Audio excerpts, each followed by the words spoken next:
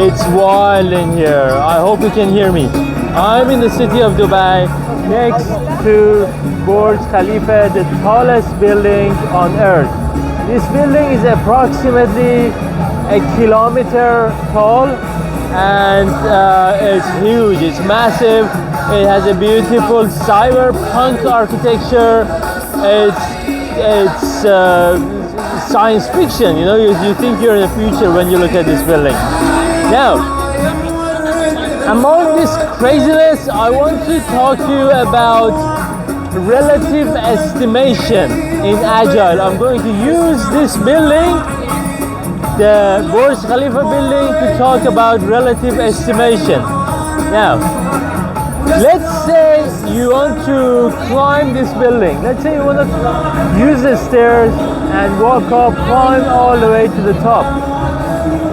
If you were to use traditional project management estimation methods, what you would do is you would figure out what's involved, the work that is involved, and then pretty much break down the work and come up with a work breakdown structure. Figure out what's involved in climbing this building to the top and estimate based on that. Crazy.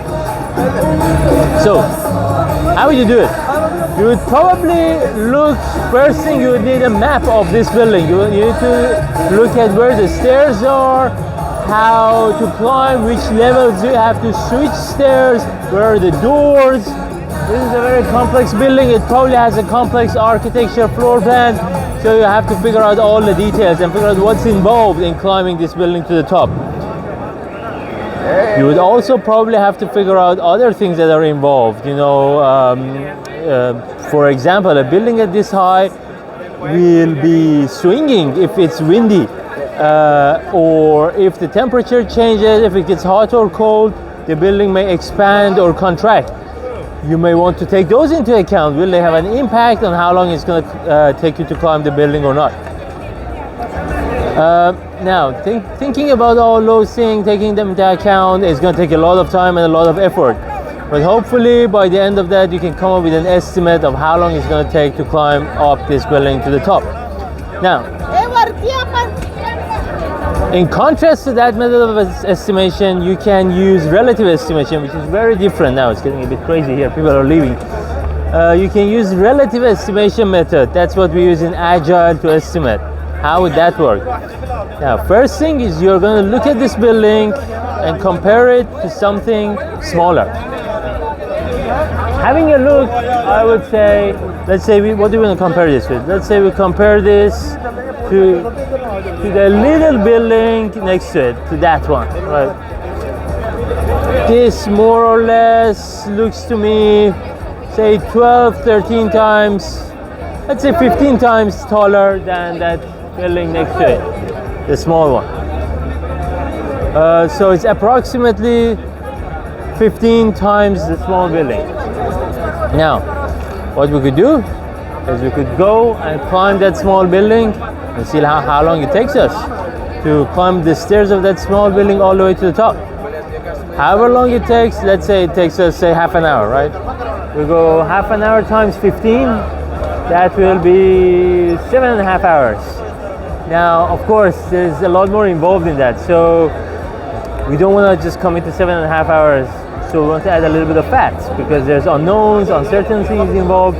So we say we add like 20-30% estimation error fat to it, and it's going to give us probably around 10 hours.